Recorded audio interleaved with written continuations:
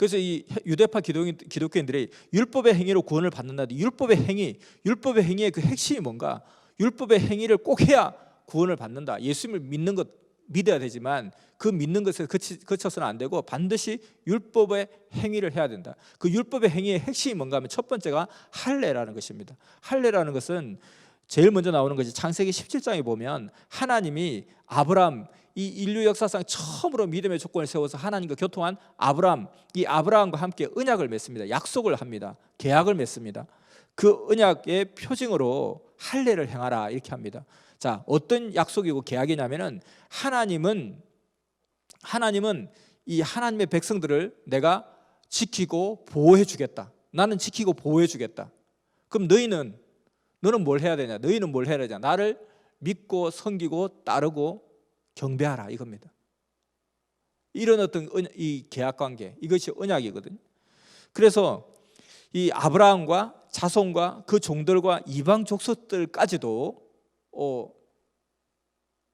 나에게 언약한 약속을 지켜라. 그래서 네 알겠습니다. 우리가 그 약속을 지키겠습니다 하고 그 약속을 지키겠다는 그 표징, 약속을 지킨다는 그 언약의 그 표시가 바로 뭐냐면 할례를 하는 것이었어요. 우리는 하나님과 계약을 맺은 사람입니다. 우리는 하나님과 계약된 사람이니까 우리 지켜주셔야 돼요. 우리 보호해 주셔야 돼요. 우리가 어디를 가더라도 복을 주셔야 돼요. 자, 우리 여기 표시가 있지 않습니까? 여기 사인, 우리 도장 찍은 거 여기 있잖아요. 도장 찍은 거 보이시죠? 저도 여기 해당되는 사람이에요. 이게 바로 하나의 증표로 삼은 것이 할례였어요. 할례는 뭔지 알죠? 그래서 하나님의 언약의 백성이 되려면 할례를 받아야 된다. 이것이 이제 그때부터 시작된 거예요. 자, 그리고 두 번째는 절기를 지켜야 된다. 이 율법 행위의 근간은 절기를 지켜야 된다. 이거 특히 그 중에서도 안식일을 지켜야 된다.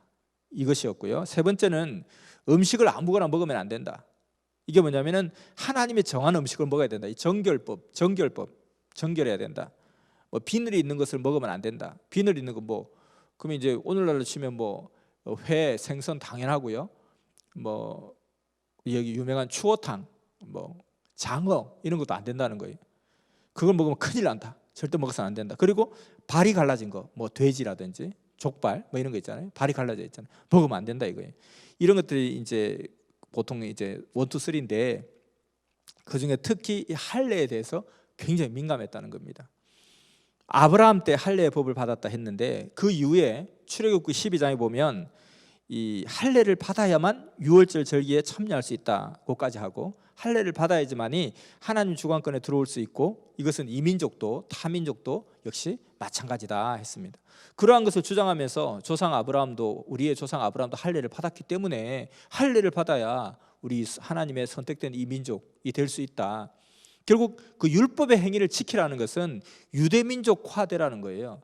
그래서 이것은 그 앞전에도 큰 다툼이 있었죠. 이미 이 복음이 선교 여행을 지내기 전에도 사도행전 초기에도 벌써 이런 부분들이 부딪힘이 있었어요. 그것이 베드로가 이방인 고넬료를 전도할 때도 어마어마한 충돌이 있었습니다. 그래서 베드로 하면은 막강한 지위가 있었고 막강한 어떤 정신적 지주 같은 사람이었으나 그가 이방인을 전도할 때는 본인 스스로도 막 그냥 부담스러웠고 이걸 전도해야 되나 말아야 되나? 이방인들 전도해야 돼? 이방인들은 전도할 필요 없는 거 아니야? 지옥의 불쏘시개들인데 이렇게 생각했고 그 예루살렘 교회의 모든 성도들이 다 거기에 대해서 분쟁이 있었는데 결국 그 영적 싸움에서 승리를 거두고 이방인에게도 복음을 전해야 된다 이런 입장으로 이제 한 건데요. 그래서 그 이후로도 계속 그 기조가 계속 유지되고 있었던 것입니다. 그래서 율법을 지켜야 하나님의 언약의 백성이 될 수 있다는 그 주장이 계속 있었던 거죠. 이에 대해서 사도 바울은 펄쩍 뛰는 거예요. 그래서 갈라디아서는 이 자유 선언문이다 또는 자유의 서신이다, 자유의 대헌장이다 이런 이야기 합니다. 그게 뭐냐면은 구약 율법에 매여 있던 그 차원, 여전히 예수님을 따르면서 새로운 복음의 새 시대를 가면서도 여전히 구약 시대의 그 어떤 주관권, 율법에 매여 있던 그 차원, 그 정신적으로 매여 있고 뭔가 어떤 의식적으로 매여 있던, 그래서 율법에 매여 있던 그 차원에서 그리스도를 믿음으로 구약 율법을 차원에서 벗어나서 아들이 되는 것을 정확하게 설명한 편지가 바로 이 갈라디아서라는 것입니다. 이 갈라디아서의 선언이 없었더라면 기독교는 유대교의 한 분파에 해당되고 있었을 것입니다. 그래서 유대교에서 완전히 분리하는 선언이었던 거죠. 그러니까 우리는 더 이상의 유대교의 전통에 의해서 머물렀던 그 율법주의에 거기에 매여 있지 않는다. 우리는 이제 유대 율법주의의 그 행위 아래 있지 아니하고 그 아래에 있지 아니하고 그 행위에 매여 있지 아니하고 우리는 그거와 상관없이 탈피하고 이제는 그냥 이게 뭐 우주선이 날아가다 보면 하나가 떨어져 나가고 두 개 떨어져 나가고 이렇게 떨어져 나가잖아요. 그것처럼 우리는 이제 분리된다는 거죠. 율법을 막 지키라고 하는 거예요. 그러니까 너희들이 그냥 예수를 믿어도 믿는 거는 믿는 거고 그 믿어야 되고 당연히 믿어야 되고 믿는데 율법의 행위를 해야 된다. 근데 그 율법의 행위가 그 아주 그냥 율법에 매여 있던 유대인들도 지키기 힘든 게 율법의 행위였어요. 근데 그것을 갖다가 너희도 지켜야 된다. 그래야 구원된다 하니까 이게 복음 전파하는데 너무너무 애로사항이 많은 거예요. 그 예수님 오신 이유가 뭐냐? 예수님 오신 이유는 예수님 오셨는데 예적 율법에 매여 있을 것 같으면 예수님 굳이 올 필요가 뭐 있냐 도대체. 예수님 안 와도 뭐 그냥 구약 율법 행위 그대로 지키면 되는 거라면 굳이 예수님 온 이유가 도대체 뭐냐? 피를 말리는 논쟁이었고 역사의 운명을 건 논쟁이었고 기독교의 정체성을 건 논쟁이 이렇게 일어나고 있었습니다. 그래서 종에서 아들로 되는 것이 얼마나 힘든 노정을 걸으면서 겪어왔는지 이걸 우리가 보면서 우리가 이제 아들에서 신부가 된다는 것 또한 이건 또 얼마나 더 큰 역사의 경랑을 헤치고 나온 것이고 또 앞으로 나아가야 될 것인가 이런 것과 또 그리고 우리가 얼마나 이 섭리 역사에 와서 축복받고 휴거되고 한 것이 얼마나 큰 이게 선물을 받은 것인가 이것을 다시 한 번 더 깨달아야 되겠습니다.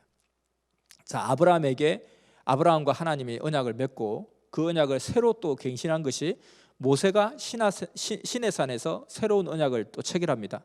하나님은 이스라엘 백성들을 보호해 주시고 지켜 주시고 이스라엘은 하나님을 모시고 섬기고 순종하는 그 언약을 체결하게 되는데 그 섬기고 순종하는 그 기준으로 율법을 주셨다는 거예요.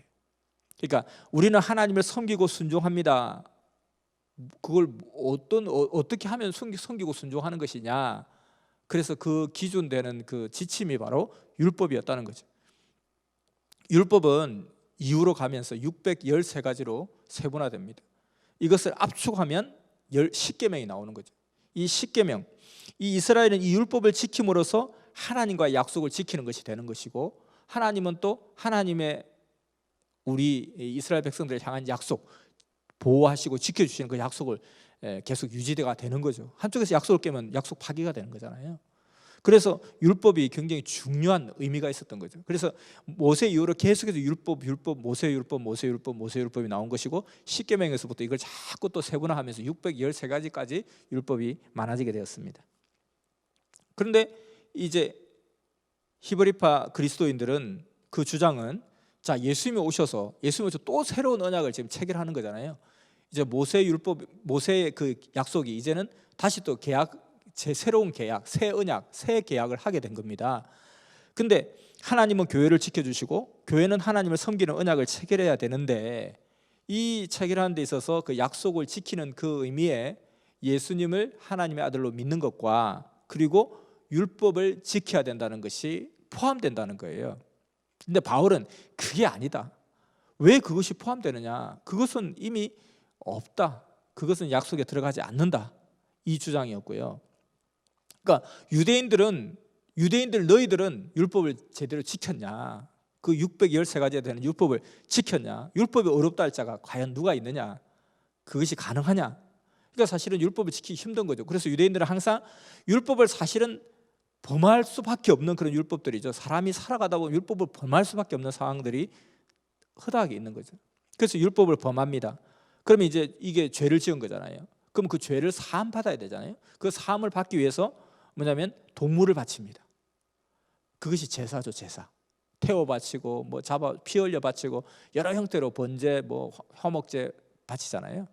근데 그 동물이 자기를 대신한 거예요. 자기가 막 죽을 수 없고 자기를 불태울 수 없으니까 그러니까 자기를 상징하는 동물을 대신 태우면서 하나님 이 양이 접니다.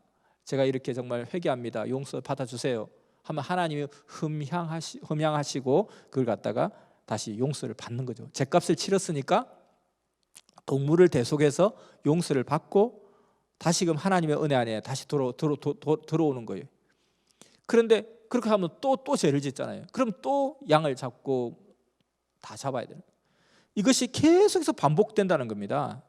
그래서 이렇게 계속해서 무한 반복되다 보니까 이 동물을 대신 바치고 이렇게 제사 지내고 하는 것은 이 율법으로 말미암아서는 의롭게 될 수가 없는 거예요. 그냥 임시 방편에 불과하고 끊임없는 악순환이 계속된다는 겁니다. 그래서 바울은 이에 대해서 그리스도의 십자가 사건으로 인해서 예수님이 우리의 대속물이 되셨다. 예수님이 그 어린 양이 되셔가지고 어린 양이 되셔서 우리를 위해서 피를 흘려서 우리의 죄를 다 대속하셨다. 그 양 한 마리의 그 어떤 대속의 효과와 이 그리스도 하나님의 아들이 오셔서 그 죄 없으신 하나님의 아들이 오셔서 이 세상에 가장 흉악한 죄인이 되셔가지고 그 길을 홀로 가시며 너를 위해서 피 흘려 돌아가셨으니 이제는 너는 너의 죄를 완전히 끊어버리셨다. 그래서 너는 앞으로 그 예수님이 나를 위해서 돌아가셨고 그는 하나님의 아들이요 또 나는 그로 인해서 내가 죄사함을 받았다라는 것을 믿는 믿음으로 너는 모든 것이 자유로워진다. 더 이상 법에 매여서 그냥 소잡고 양잡고 그렇게 하지 않아도 된다. 그것을 위해서 메시아가 이 땅에 오셨다. 그것을 위해서 메시아가 너희를 위해서 죽어주셨다라는 것이죠.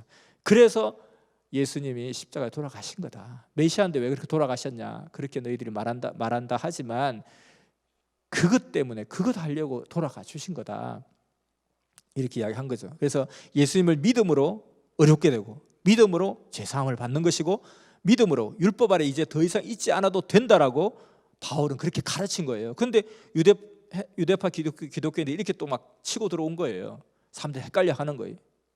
그래서 바울이 다시 한 번 더 이 갈라디아서를 통해서 정확하게 설명합니다. 자, 봐라.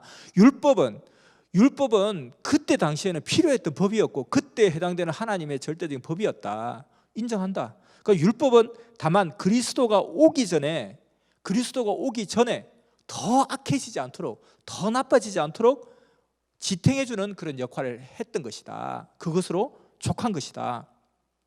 그래서 바울은 이걸 갖다 몽학선생이라고 표현해요. 몽학선생. 성경에 보면 몽학선생이라고 많이 나와요. 몽학선생이 뭐냐면은 그 유대 그 민족들 그들의 당시 상류층의 그 자녀들이 그 초등교육까지는 어떻게 교육을 시켰냐면은 그 상류층이 그 종이 많잖아요. 종이 그 유대인들 종들 중에서 뭐 집사나 이런 종들이 있겠죠. 그들 중에서 지혜롭고 똑똑한 종을 선생으로 딱 세웁니다. 그래서 그 자녀를 가르치게 하는 거예요. 그래서 어느 정도 성장하기까지 자녀를 가르치게 합니다. 종으로 인해서. 종인데도 주인의 자녀를 막 엄하게 가르칩니다. 심지어 막 때리기까지 해요. 어릴 때는 엄하게 가르치니까 이 몽학 선생 앞에 주인의 아들이 꼼짝을 못하는 거예요. 자기는 주인의 아들이고 이 사람 종인데도 몽학 선생이기 때문에 꼼짝 못하는 거예요. 그런데 유대인들은 12살이 되면 법적 상속권을 가지는 정식 아들이 됩니다. 그러니까 12살 이전에는 아들은 아들인데 미완성된 아들이라는 거죠. 그냥 법적인 아들은 아닌 거예요. 정식 법적 그 권리를 가진 아들은 아니다. 이게 아들인데 장차 법적 권리를 가진 아들이 될 사람이죠. 그러니까 그 성장하는 과정 가운데 몽학 선생이 가르침을 준다는 겁니다. 그래서 12살이 되면 성전으로 데려가서 정당한 자녀가 됨을 인정받는 그런 의식을 치르게 됩니다. 그래서 이 몽학 선생도 이제 자녀가 어느 정도 성장하면 종으로 다시 돌아가는 거예요. 이 아들은 이제 몽학 선생의 그 어떤 지배, 몽학 선생의 그 어떤 주관에서 벗어나서 정식 아들이 되는 것이죠. 그래서 이 바울은 율법이라는 것은 이와 같이 정확하게 몽학 선생과 같다. 메시아가 오기 전에, 그러니까 너희들이 정식으로 아들이 되기 전에 아들은 아들이지만 아들로서 완전하게 인정을 받고 권리를 받기 전에 종의 어떤 가르침으로 성장하는 것, 그 단계. 그것처럼 이와 같이 메시아가 오기 전에 가르치고 주관하고 다스리지만 메시아가 오면 너희들은 그 율법에서 독립하는 것이다 라는 것을 정확하게 이야기하는 거예요. 마치 근데 12살이 지나가지고 이제 정식 아들이 되었는데도 계속 몽학 선생이 너 이리와 저리와 하다가는 큰일 난다는 것입니다. 그리고 또 아니 이제 12살이 지났는데도 계속 그 몽학 선생의 그 어떤 지배 아래 또는 그 어떤 그 가르침 아래 고개 숙이면서 절하면서 따라다니면서 그러면 안 된다는 거예요. 몽학 선생도 알아서 도련님 그동안 수고 많으셨습니다. 혹시 제가 잘못한 거 있고 서운한 게 있으면 용서해 주세요. 다 도련님이 위한 겁니다 하고 빠이빠이 해야 되고, 그리고 이 아들도 그동안 수고 많았습니다. 비록 종이지만 그동안 가르쳐줘서 고마워요. 또 앞으로 잘 부탁해요. 네 주인님. 이렇게 되는 것이 정상이 아니냐. 이 모세를 통한 시내산 언약의 중심이 율법이었죠. 근데 예수님 때 새로운 언약을 맺게 됩니다. 그 새로운 언약을 맺게 되니까 이제 그 전의 계약은 이제 필요 없다는 거예요. 새 계약을 맺었기 때문에 필요가 없고, 근데 그 새 계약은 이제는 그 율법에서 이제 벗어나는 겁니다. 새로운 몽학 선생을 벗어나서 12살이 되면 이제 새로운 자기의 어떤 행동 지침, 새로운 행동 규정이 나오는 거지, 그 전에 했던 행동 양식을 그대로 적용해야 되는 거 아니라는 거예요. 그 몽학 선생 아래에 있을 때 했던 그 규칙 규정, 그걸 지키지 않으면 벌을 받고 체벌을 받고 이런 것에서 이제는 아웃 땡이라는 거예요. 근데 왜 자꾸 이걸 가지고 그냥 들어와서 너 이때가 몇 시에 일어나야 됐고 뭘 해야 됐고 뭘 해야 되는데 왜 안 해? 너 그렇게 안 하면 큰일 나. 이게 아니라는 거예요. 이제 아웃됐 빠이빠이 하고 새로운 계약을 체결하게 되었다는 거예요. 그래서 예수님 때 새로운 언약을 맺었는데, 그러면 무엇으로 어떤 행위로 무엇을 해야 우리가 지금 하나님과 맺은 계약에서 우리의 역할을 우리의 할 바를 하는 거냐? 그것이 바로 성령을 주셨다 했습니다. 성령. 이 성령의 어떤 이 개념이 신약 때 이때부터 나오게 된 거죠. 그전에는 구약의 성령이라는 개념이 없죠. 그래서 성령을 부어 주시면 하나님을 아버지라고 부를 수 있는 특권을 얻게 된다, 이렇게 하는 것입니다. 그래서 아들이었으나 아들 취급을 받지 못했던 구약 시절에서 이제 정식으로 내가 아버지라고 부를 수 있는 아들의 그 권리를 갖게 되는 그 하나의 변곡점, 그 어떤 뭘 갖다가 내가 덧입어야 되느냐? 성령을 부어 주시면 하나님을 아버지라 부를 수 있는 특권을 얻게 된다, 이렇게 가르친 거죠. 그래서 성령의 세례를 받으면 자녀권을 받게 되고, 그러면 몽학 선생인 율법의 영향과 지배를 받을 필요가 없다라고 이제 선언한 것이 바로 갈라디아서의 외침입니다. 결국 구약의 율법을 지킴으로 하나님을 모시고 섬겼다면 새 역사는 성령을 받음으로 하나님을 섬기는 약속을 지키는 것이 되는 것입니다. 그래서 성령을 통해서 우리에게 그 계명을 지킬 계명을 주셨죠. 그 계명의 핵심이 사랑입니다. 그 사실 율법의 핵심도 근본은 사랑인 거예요. 그러니까 하나님은 구약에도 신약에도 하나님은 존재하고 계시고 역사를 이끌어 오셨잖아요. 그러니까 그 본질은 같은 거예요. 본질은 구약의 율법의 핵심도 사랑이고, 이 성령을 통해서 우리에게 주시는 새 계명의 핵심도 사랑인 거예요. 그래서 요한복음에 내가 새 계명을 주노니 서로 사랑하라, 이렇게 하는 새 계명이 사랑이었던 거죠. 율법의 핵심도 예수님께서 정의를 하시잖아요. 율법 중에 어느 것이 가장 크나이까 마음을 다하고 뜻을 다하고 목숨을 다해 주 너의 하나님을 사랑하라. 이것이 첫 번째 계명이요. 두 번째는 그와 같이 내 이웃과 내 몸을 사랑하라. 그것이 613가지의 그 율법을 압축해서 딱 한마디로 이야기하세요 하면 사랑, 하나님 사랑, 형제 사랑. 그래서 하나님의 역사는 면면이 똑같은 거예요. 인간의 창조 목적의 근본 이유가 뭐냐? 사랑이잖아요. 그 창조는 예전에 구약보다 더 이전에 일어난 거 아닙니까? 그러니까 그 근본 흐름은 똑같은데 그 지키는 행동의 어떤 그 행위의 그 규범은 율법이었고, 지금은 그것이 아니라 성령을 통해서 우리가 성령을 받고 성령을 통해서 우리가 성령의 열매를 맺으며 그 행하면 되는 것이고, 그리스도를 믿음으로 모든 것이 구원이 이루어진다 하는 것입니다. 그래서 구약의 율법을 버리고 성령을 받으라. 성령을 받은 그 증거가 뭐냐? 그 열매를 보면 된다. 열매를 맺었는지 보면 된다. 그래서 성령의 9가지 열매를 갈라디아서 5장 22절에 이야기를 하는 것입니다. 사랑, 희락, 화평, 자비, 양선. 양선은 착한 거죠. 온유, 절제, 오래 참음, 이런 것들을 이야기하게 됩니다. 근데 이것이 사실은 실질적으로는 하나입니다. 하나. 사랑. 그러니까 사랑이 있으면 생기는 현상들이 나머지 8개예요. 사랑이 있으면 희락이 생기고, 사랑이 있으면 화평이 일어나고, 사랑이 있으면 자비한 마음을 가지게 되고, 사랑이 있으면 착해지고, 사랑이 있으면 온유하게 되고, 사랑이 있으면 절제하게 되고, 사랑이 있으면 오래 참고, 사랑이 있으면 충성하게 된다. 결국 이거예요. 그래서 핵심은 사랑이다. 그리고 성령의 충만함을 통해서 육신의 소욕을 물리칠 수 있다라고 이야기하는 것입니다. 그래서 율법에 대해서 설명하면서 두 아들 비유를 드는데, 이 창세기에 아브라함의 두 아들이 있었죠. 그 의미가 한 사람은 사라고 한 사람은 하갈이죠. 사라는 정부인이고 하갈은 종이었죠. 사라의 몸종이었죠. 그래서 사라의 그 몸에서 난 자가 이삭이었고, 하갈의 몸종에 난 자가 이스마엘이잖아요. 근데 이 몸종이었던 하갈이 먼저 이스마엘을 아들을 낳게 되니까 이제 종과 종의 아들이 오히려 더 기득권을 형성하면서 막 그 무시하고 이렇게 하니까 하나님이 쫓아내 버리잖아요.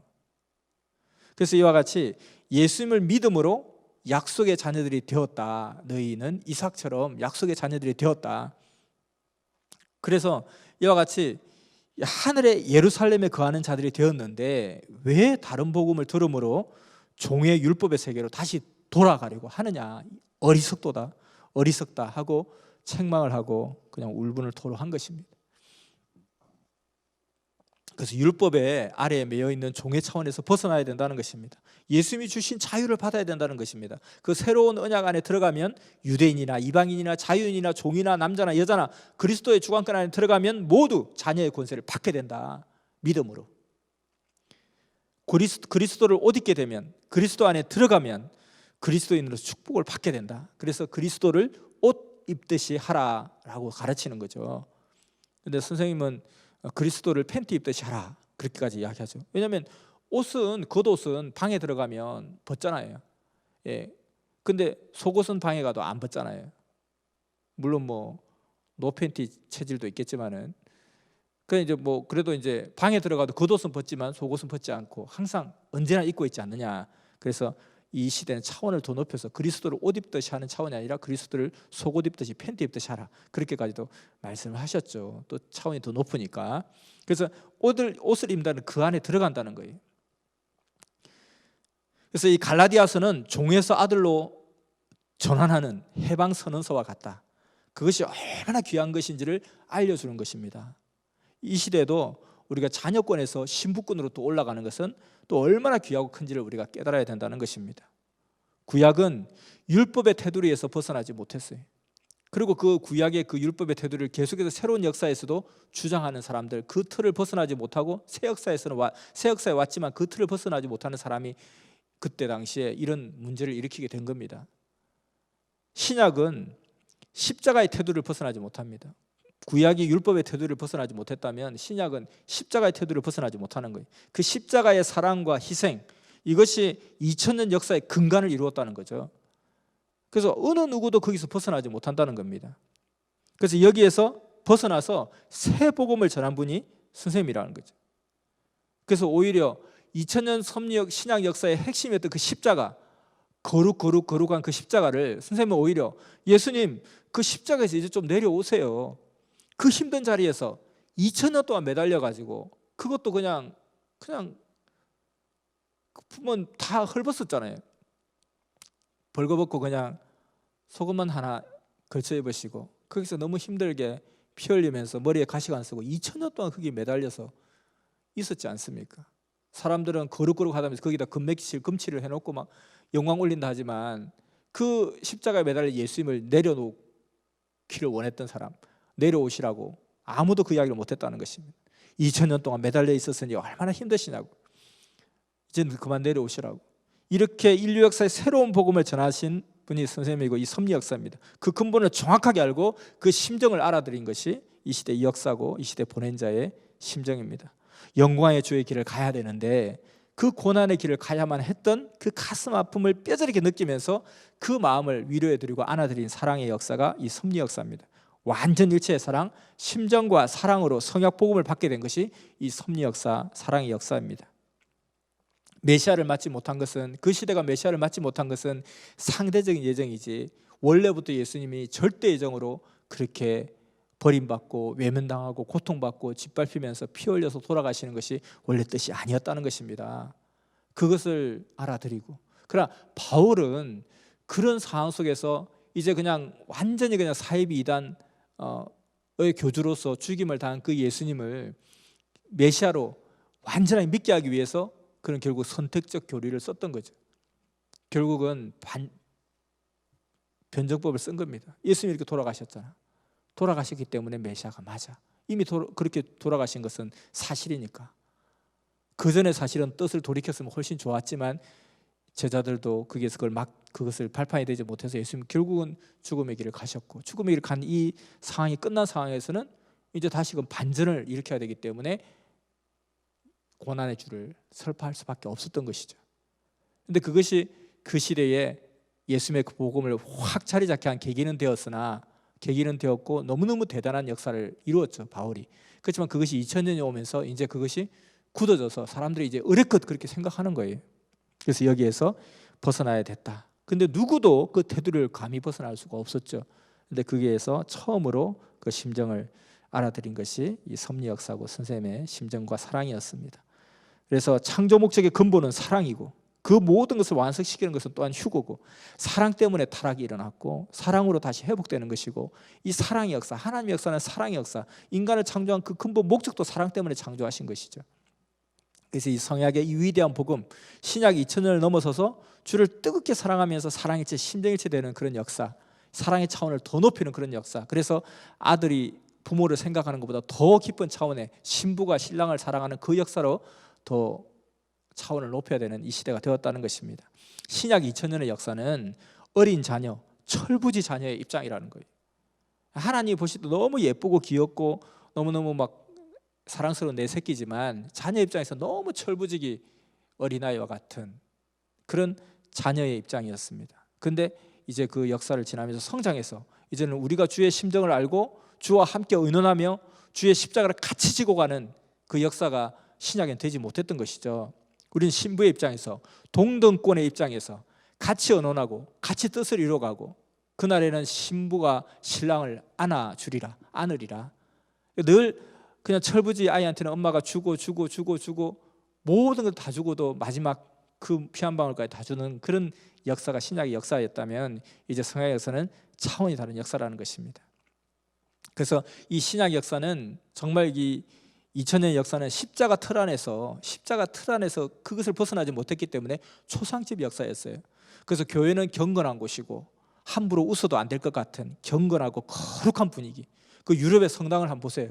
그냥 아주 그냥 거룩하고 거기서 막 그 희낙낙하기가 좀 어렵지 않습니까? 지금은 사실은 이미 우리가 마치 절을 관광지로 생각하지, 거기에 무슨 내가 어떤 신앙의 어떤 장소로 생각하지 않고 그냥 관광지처럼 생각해.